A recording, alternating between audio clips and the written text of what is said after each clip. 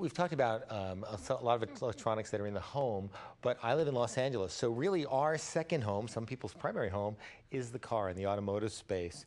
And I have a 16-year-old son. He just got his first truck, and of course, what does he want to do is soup it up with a stereo system so that people in Kansas can hear the music that he's playing. What are the changes we're seeing in automotive electronics that are consumer? You hit the nail on the head in terms of audio. I mean, one of the things that's going on is I think people used to listen to music a lot more in their homes, like through their stereo systems.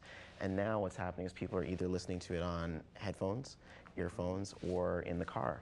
And so car audio is really important. I mean, I think it was in car stereos where you had the first introduction of OLED, these organic electroluminescent displays. Yeah. You know, so you get these really like bright, vibrant colors, you know, great if it's dark or that kind of thing, so you can see what's going on. And I think, you know, the introduction of TVs in the back seats and all that, so babysitting the kids when you're on the road, and I think you'll see more along those lines.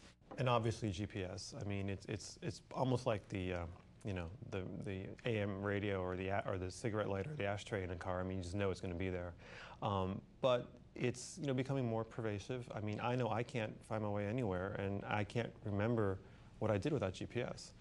I think it can obviously get a lot better. I mean, it's a pretty kind of, you know, Windows 3.0 romper room color kind of experience right now. I think the graphics can get a lot better. The voice recognition, which is just starting to come along, can improve a lot. You know, the whole experience can get a lot better. I think there's a lot of room for that to grow and just become more user-friendly. The data's there, but not the way to kind of get it and work with it in an easy way. Let me shift gears for just a second and just talk about, there's so many executives in this industry in so many different categories, whether it's software, hardware, mobile, gaming, you know, the whole consumer electronics space. Is there any particular executive that you would love to have dinner with and really get inside their mind and see what's going on?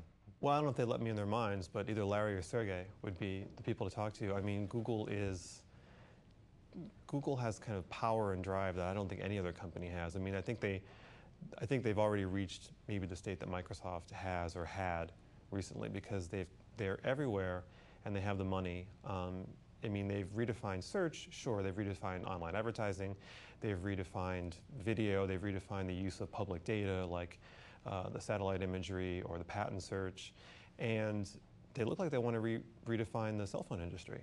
And I'm just curious what else they're thinking of, because they seem to have a short attention span and always come up with new ideas, but then they make them all happen. John at Crunchgear, who would you like to be having dinner with? I guess on the flip side of that, I would actually like to sit down with Bill Gates, but I'm not sure how much he has to do with the day-to-day operations anymore. I mean, I'm seeing a lot of problems with Microsoft's initiatives. I mean, Vista's great. I really enjoy the operating system, but people are having problems with it. Windows Mobile 6 and all the mobile operating systems, I think that's all very disparate. And to cling to an operating system and basically an Office platform in this day and age is very, very dangerous. I think even Apple controls the MP3 space, is starting to control some of the mind share in terms of laptops and PCs. Everything's moving to the web. Web 2.0 applications are actually working offline now, so you could essentially become completely Microsoft free in the next couple years, if not right now. So what is their game plan? And Guy? I'd like to talk to the guys at Facebook, actually. I've only been using it since September, and I think it's an amazing, powerful social networking application. But I think that they haven't really thought through the implications of some of the things that they're doing and even how their users are using it.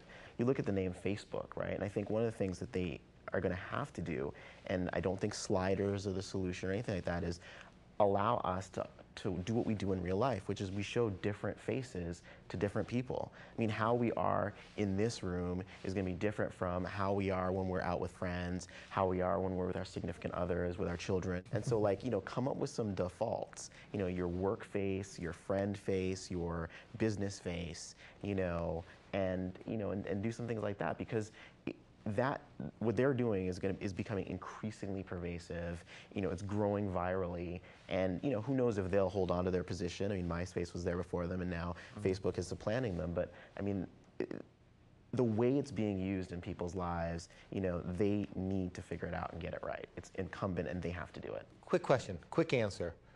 2007, big hit, iPhone. What's next? iPhone 2.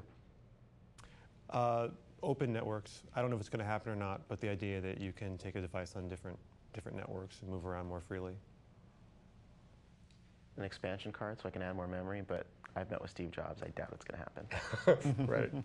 Right. Winners and losers? In terms of Consumers, manufacturers? Consistently, I think the consumers have been winning. Manufacturers are really being pressed to produce expensive stuff extremely cheaply. And content producers is flailing right now to trying to figure out how to make a little bit of money. Consumers are almost consistently coming out on top in terms of buying power, in terms of having a voice now, thanks to the blogs and Web 2.0.